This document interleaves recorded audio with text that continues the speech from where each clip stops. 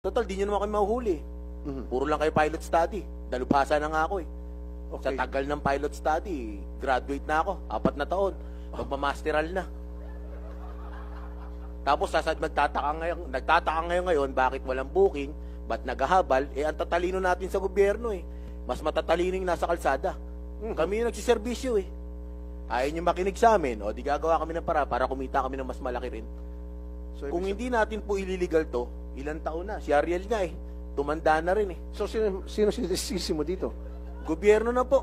So, angkas, wala kayong monitoring system na pag yung inyo pong rider nagpatay ng app, agad-agad questionin mo, bigyan nyo ng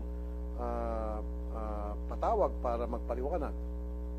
Kasi nangyari talaga yan palagi, yung nagpapatay ng app, especially kapag rush hour or kapag umuulan. And, yeah, buti na point out ni Sir Patrick. And para magkolorum sila, and then magcha-charge sila mas malaki. Now, itong pasahero, gusto na makauwi, sige, kahit na triple pa yan.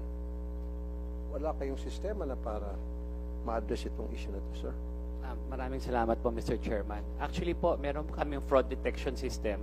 Chine-check po namin kung yung frequency na pagsisirado ng offline, tas pag-online, meron pong algorithm yun na nagde-detect na kung ginagawa niya ng madalas, ibig sabihin, either nag-check siya ng price para malaman yung presyo, yung basehan ng presyo, tapos ino-off niya yung app para maghabal-habal.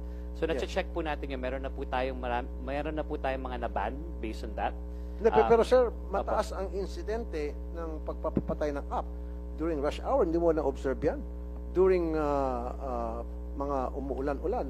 Sir, actually po kami po sa experience po namin for peak hour at for pag umuulan ng konti po basta hindi po typhoon, actually yung drivers po namin tumataas po yung online. Tumataas po yung online bikers namin on the road. No, sir. Opo. During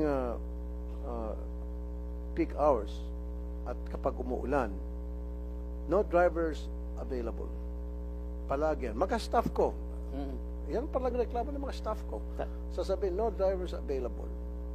Oh. Tama po yan, sir. Kasi, maging sa Grab, pinapatay yung apps. Di ba? Ito si Mr. Baka may kasagutan si Mr. Malungsod. Sir, amin na kami, sir. Ha? Sa tagal kasi ng pilot run, gumugulang na yung mga rider. Ang tagal nyong i-regular to, gawing batas to, nakakaisip na yung rider ng bagay na papabor na sa kanila. Aha. Ang tagal Yan, na kasi ng umamin na. panahon eh. Nakikita namin, 2017, 40 pesos lang ang gasolina. 50 hanggang 60 na ngayon. Hindi naman tumaas ang per. Ngayon, ang mindset ng rider, magulang kayo mga malalaki na yung kumpanya, di pa kami kikita sa inyo ng libo. Ang ginagawa ng rider, nanggugulang na rin. Gulangan. Total, di nyo naman kayo mahuhuli. Puro lang kayo pilot study. Dalubhasa na nga ako eh. Sa Okay. tagal ng pilot study, graduate na ako. 4 na taon. Magmamasteral na. Tapos nagtataka ngayon bakit walang booking, ba't naghahabal, ang tatalino natin sa gobyerno eh. Mas matatalino yung nasa kalsada. Kami yung nagsiservisyo eh. Ayaw nyo makinig sa amin, o di gagawa kami ng para kumita kami ng mas malaki rin. So, Kung hindi natin po illegal to, ilang taon na? Si Ariel nga eh. Tumanda na rin eh. So, sino sinisisi mo dito? Gobyerno na po. Ang tagal na ng pilot study. Ang sabi noon, na nag-uusap kami, pilot study, 6 months to 1 year. 5 taon na po, masteral na. Mano man lang sana, sir, every now and then, nagbabago ng LTFRB chairman eh.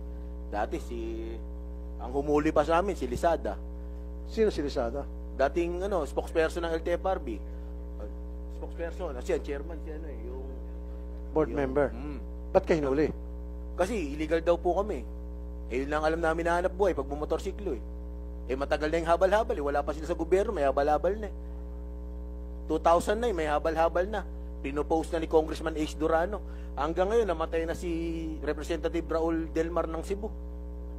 Andiyan pa rin yung panukala na yun. Nananatili yung pilot run eh. Hindi ko malaman kung patalino tayo o pamangmang eh. Attorney Cuadis, pakisagot lang. Or you want to answer that? You Mr. said, Chair. Teka. Sasagot naman po si Chair Guadis, but ano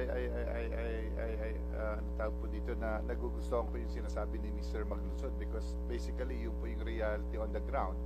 Eh syempre po, it's connected sa amin, sa gobyerno, sa ating mga big players, and with due respect even sa ating po proseso sa paggagawa ng batas, siguro it's a wake-up call in such strong statement po, no? But we appreciate that. So, Chair Guadis, please. Mr. Chair, when I came in, the pilot study is still on process. We submitted the final report. Both houses, Committee on Transportation for both High Senate and the lower house. When was it submitted? We submitted the report to your office, I think, about 3 or 4 months ago, then under the chairmanship of Senator Grace Poe. The committee report for the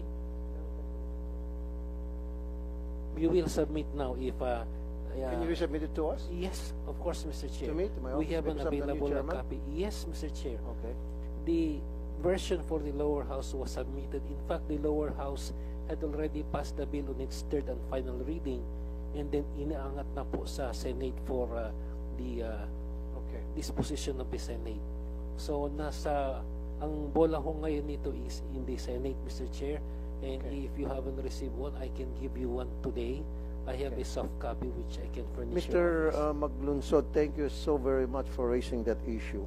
And I didn't know na may problema din pala dito sa side ng legislative, yung paggagawa ng batas at nasa Senate. And bago lang po akong chairman ng transport, so baka na-overlook lang yon. So I'll look into it. I'll make sure na the ball will start rolling again. Paliwanag ko lang, sir, kasi dati pumasa na yun sa Congress, 17 Congress, pasado sa Congress. Hindi pumasa sa Senado. 18 Congress, pasado doon sa Senado. Hindi pumasa sa Congress. 19 Congress, pumasa sa Congress, sa Senado po ngayon, hindi na naman. Kasi sir, Kada mag-election po, lagi kami nagagamit mga rider. Lagi kami tinutulungan pag tuwing election. Pagtapos ng election, hindi na kami natutulungan. Iwan na naman po kami sa ere.